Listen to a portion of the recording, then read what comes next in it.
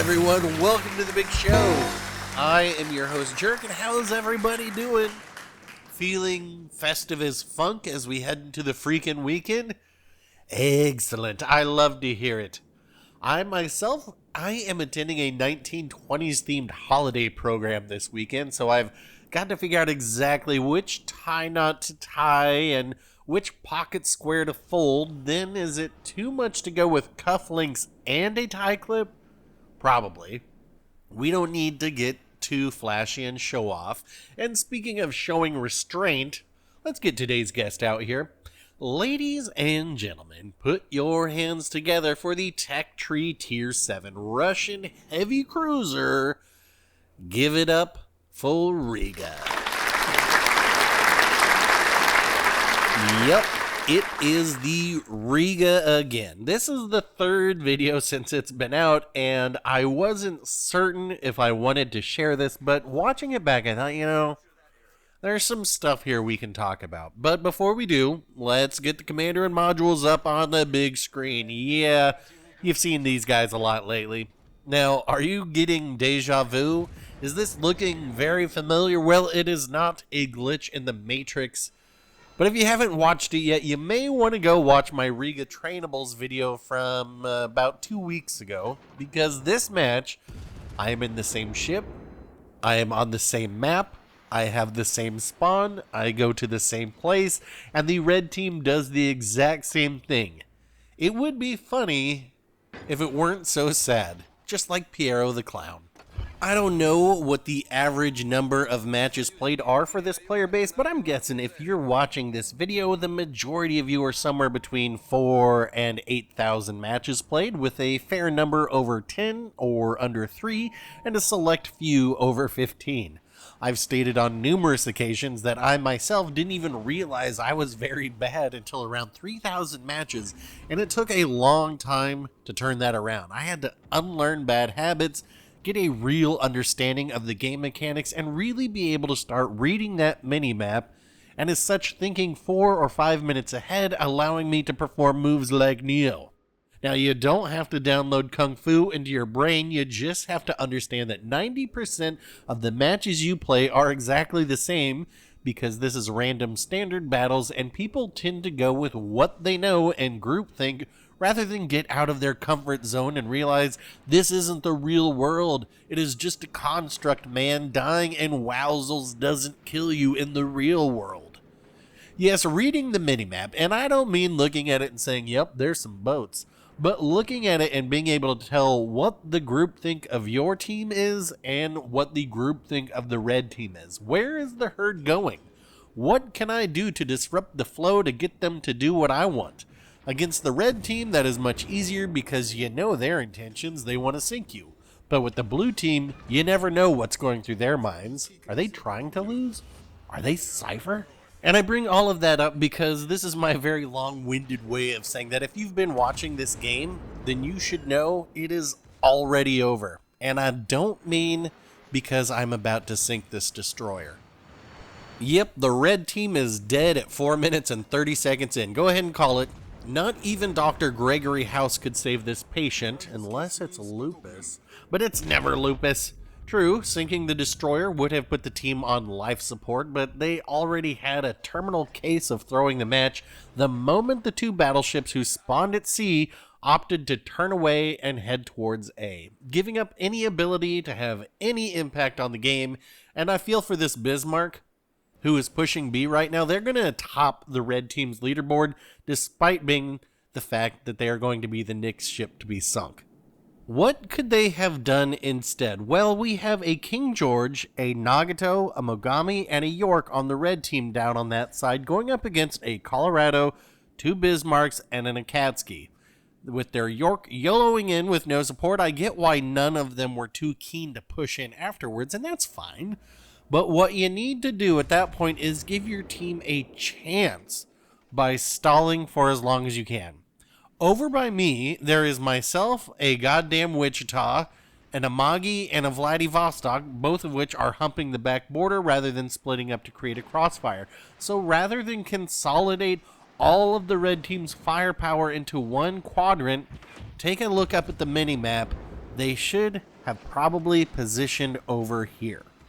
And the reason I say that is as follows. One, this forces some blue team members to go far out of position to deal with them. If the blue team doesn't, well, then now the red team is in behind them and will now have a flank behind our team.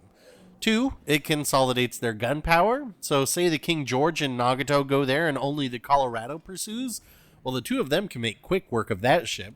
Three, maybe only the Akatsuki should go out after them. Even that will pull a destroyer far out of position, and by using the island, they can force the Akatsuki to have to get very close to even have a chance of torping them due to the nature of perpendicular torping.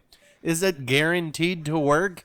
No, not at all. But it gives your team a chance, and that is a chance they won't have funneling in one by one into a crossfire. And if you look, those sorts of islands are all over this map and on most maps. The usual method of madness in this game is for one team to overload a side. I don't know why.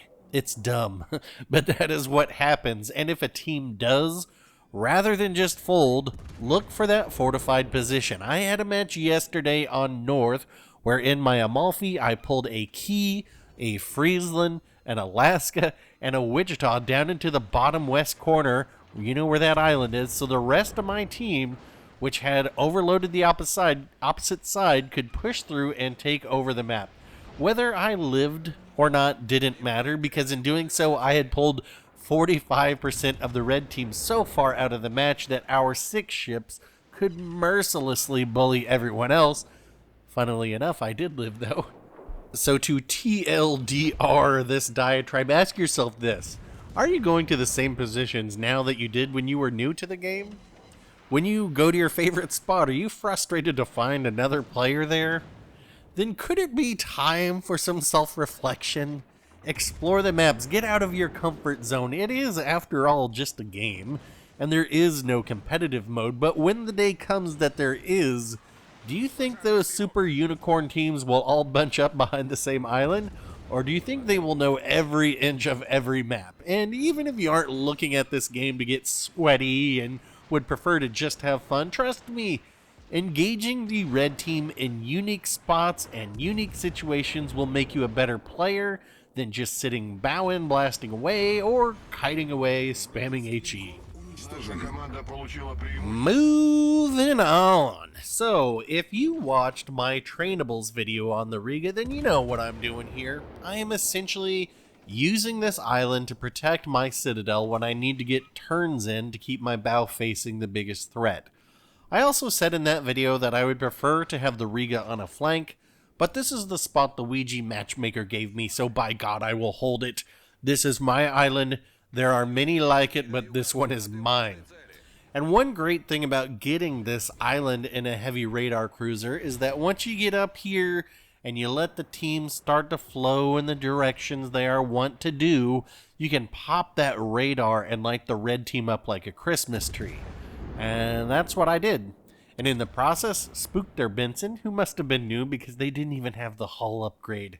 And once we did that, we repositioned to catch them with our Hydro. We yoinked a York along the way to sinking them. Did take a Citadel from a very nice shot by the red Bismarck through the hole in this island. And since then, we've just been doing the Riga shuffle.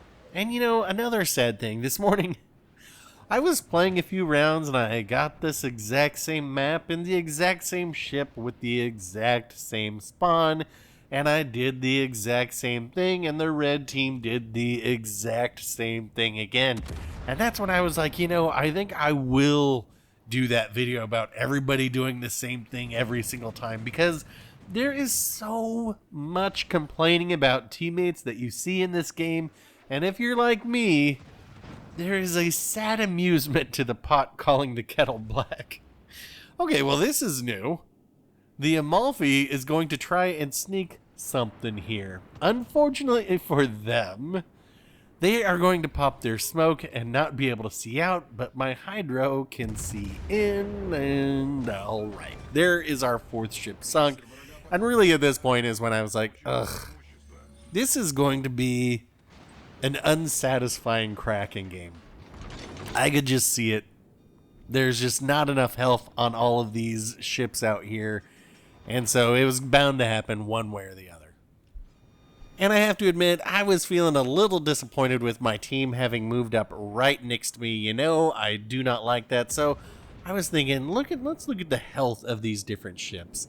There's a Nagato and another fairly full health Bismarck. And that's when I decided, this Nagato, that's the one. That's the one I'm going to get for this Kraken. So just going to pull up here, get my shot lined up, and take the shot, and we are going to get Kraken 350 in the Riga.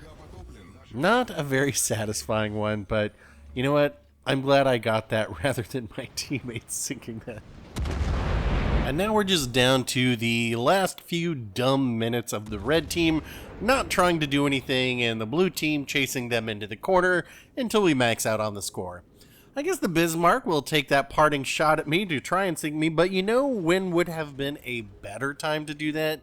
When the rest of the team was up here. I said it in the last video, Riga, it doesn't like being focused by multiple ships and has a tendency to burn rather easily. So had they made a concerted effort to actually play this game rather than whip donuts in the high school parking lot, who knows, maybe they could have achieved their dreams.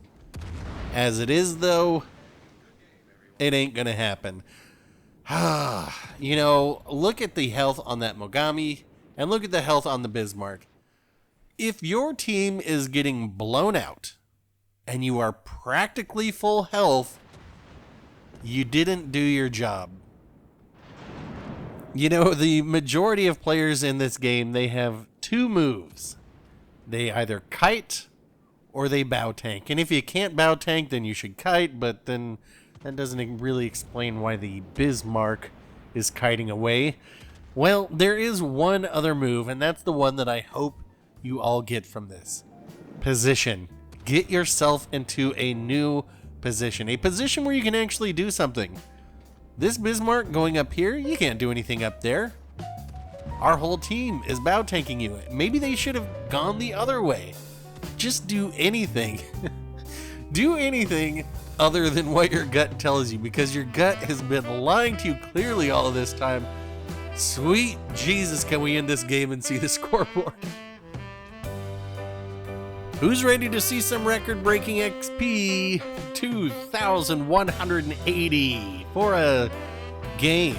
I mean, 2,180 should be like 4th place, maybe even 5th. But when people load up a match but then realize they don't actually want to play, what are you going to do? GG Blue Team, GG Red Bismarck at the top. And that's going to wrap it up for this one. If you enter a match to take the tourists around to see the local sites, then hit like. If you load up into a game to do donuts in the high school parking lot, hit dislike. Questions, comments, tips to keep these games interesting, leave it down below. And if you want to see all the new boats coming in the next update, hit subscribe. Thanks for watching, folks. I'll get back out there for another one soon, and we will talk